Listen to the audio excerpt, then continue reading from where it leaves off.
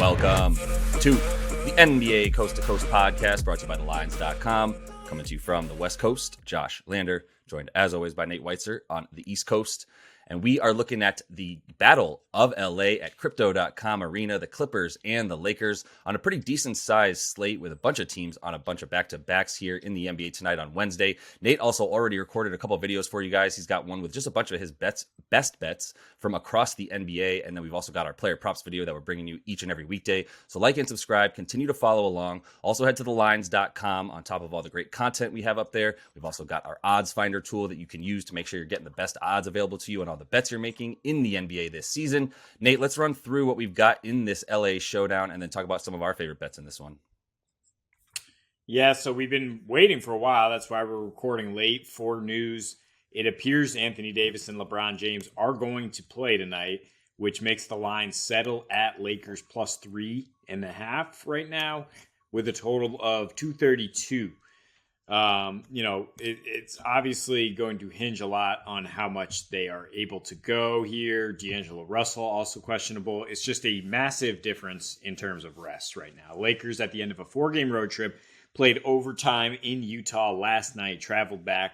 Clippers have been off since Saturday, 3 full days of rest, and they basically only have Portland and then a back-to-back with Phoenix to end the season.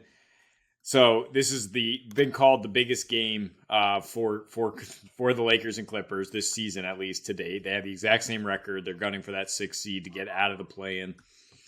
It's obviously huge, and that's the only reason we would even have any thought that LeBron and AD, who are both dealing with like stress fractures in their foot, are going to play on a back-to-back. It'd be only the second back-to-back all year for Anthony Davis, and lately, his defense has suffered on back-to-backs, but I mean, and the Lakers, there's lots of numbers here to indicate that they will score a lot more when LeBron is playing. But I mean, I think you can kind of throw out a lot of these trends, right? Because it is basically a playoff game thrown a week and a half early into the season here in terms of like the implications. As tired as the Lakers might be here, if they lose this game, and they don't have easy games the rest of the way either. I mean, they got Utah, who just gave them a good fight, and they got Phoenix.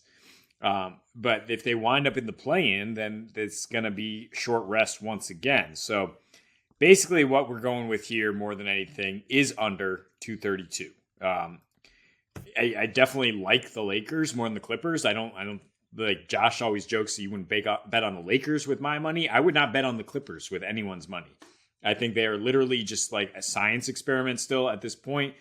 Ty Lue is trying to throw spaghetti against the wall and see what sticks in terms of their rotation. And there's just a ton of variance, not only in how much the scoring is happening in their games, but in whether they're even going to be competitive. But in this spot with the Lakers having lost 10 straight to this Clippers team, I definitely don't see them getting blown out. I don't see LeBron and AD laying down. I mean, LeBron's supposed to be on a minutes limit, and he's just like bucking the training staff and the coaching staff at the same time, and he played like 37 or 40 minutes, I think, in that last game there last night. So AD played 42. Like, once they get into the fight is what I'm saying. Like, they're not going to let it go. There's definitely some extra juice here with Westbrook being on the other side now. And he's had some really good offensive performances for the Clippers. But again, you might see those as outliers when he goes up against a team that knows him well, that is going to let him shoot. Most of the high scoring games, I think, for the Clippers are just outliers in terms of something happening that's crazy, like that 20 for 40 from 3 game. Like Kawhi and Ingram just getting into an incredible mid-range duel over the weekend that might not necessarily happen. Kawhi is averaging under 20 points per game his last 5 against the Lakers, and part of that's because the Clippers have just rolled them, and they haven't needed that much from him. But I guess what we think most about the success for the Lakers here is that their defense is third best since the All-Star break. It's third best limiting threes. It's top 10 limiting assists. And that's the only way the Clippers have really found success here since losing Paul George, is kind of a spread approach where they are able to move it around and get threes They're 23rd in point percentage of points in the paint since the break. And that's where both of these teams have struggled. So I just don't really see that being a source of offense. And the Clippers are also second limiting free throws at home, whereas that's the highest percentage of where the Lakers are scoring. So I think we can bank on the playoff atmosphere, creating a bit of a lower scoring game, and that being the first option here. I have to be very clear about what you said too, just because for anybody who's listening that's heard me or maybe hasn't heard me say I wouldn't bet on the Lakers with your money. That was a different time and a different place, and that was when Russell Westbrook was on the team. That was when they didn't have wing defense, which I've been making fun of them for since they traded Kyle Kuzma and Alex Caruso and KCP, or let them walk, whatever they did with each of them. But nowadays, it's a team that actually is a basketball team. It's incredible what the pickups have done for them. And even starting with Rui, which was yeah, it's a nice start. And then it was where's your wing defense still? And where's your 3-point shooting still? And then they picked that up as well with D'Lo, Malik, and then obviously Vanderbilt playing great defense for them, well above average defender as well, which maybe we weren't quite aware of on the Jazz, because I don't know if you were watching them quite as much, but at any rate, I like them a lot now. And I think they're a better team at full strength than the Clippers are. If the Clippers had Paul George, this would be a really good game, and I still might like the Lakers in a, obviously you have to take the rest into account here. I think the rest disadvantage for the Lakers is going to impact the total more. And so I'm with you.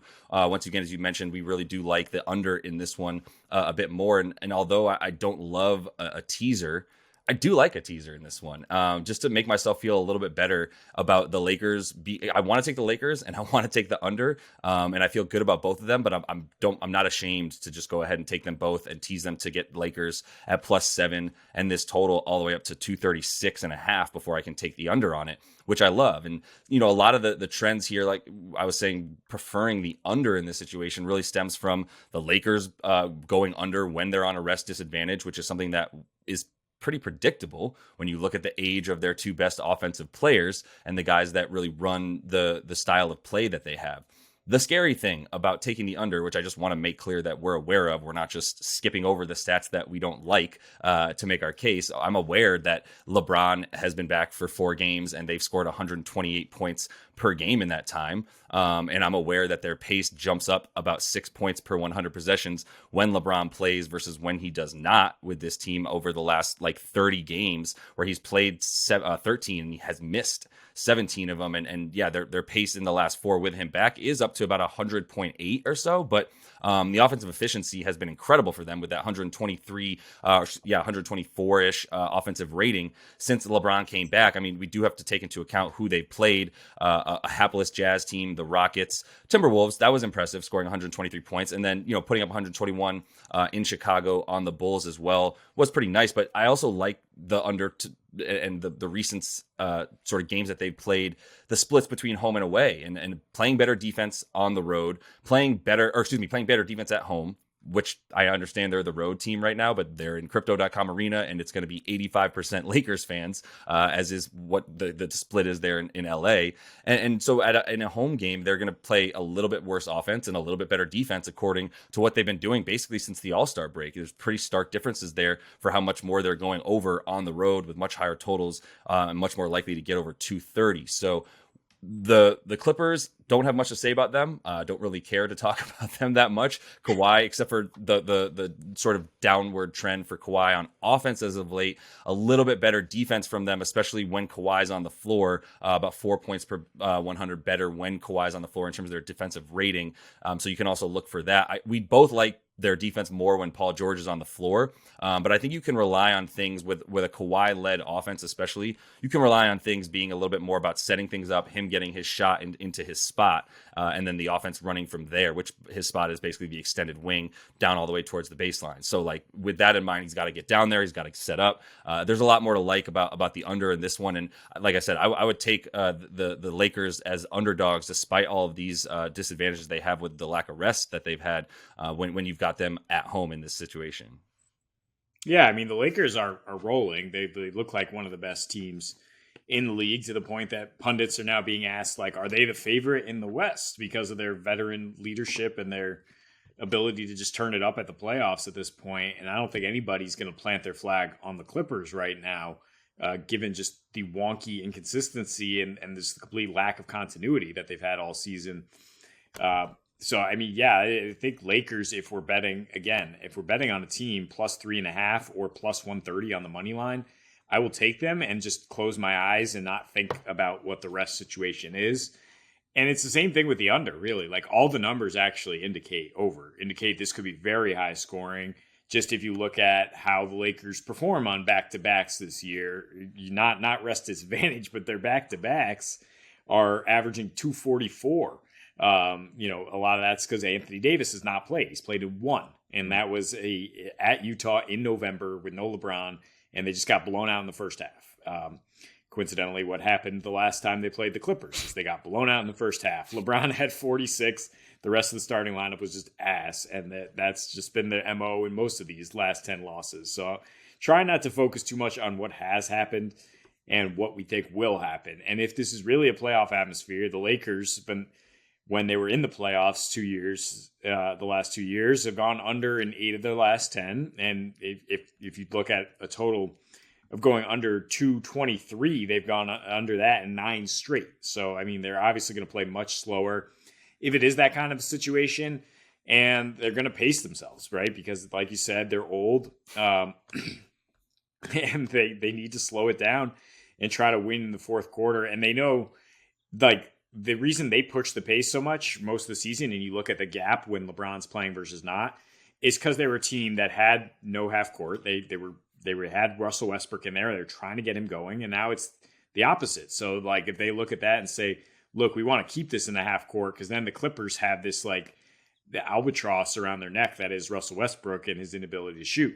And Zubac or Plumlee or whatever out there, then it's like really got spacing issues. So it's almost like, yeah, they can use that against them, and they can keep this relatively low scoring and definitely close enough that I wouldn't be surprised if they pull it out. Yeah, and it could that game theory is right on. I mean, the Lakers, I think we can assume they are trying. They played their guys on the first leg of the back-to-back against a tanking Jazz team with the knowledge that they were playing the Clippers the next night, and they gave it their all to the tune of 268 points in an overtime win that they needed. So they're playing them tonight as well. Obviously, they're going for it. Like, if they win this game, they're a full game up on the Clips for that 6th seed and not having to play a play-in game, which we're not necessarily rooting for, because I took them at plus 110 to make the play-in when they're at the 13th seed. So I'd love for them to stay in 7 through 10, but I understand what they're going for. The other side of that is, if they do get blown out in the first half, do they just give up and accept their fate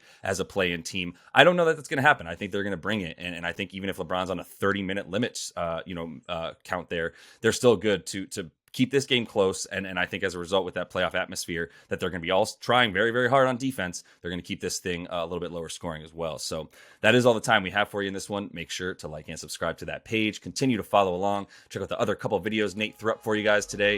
And until we see you next, happy betting.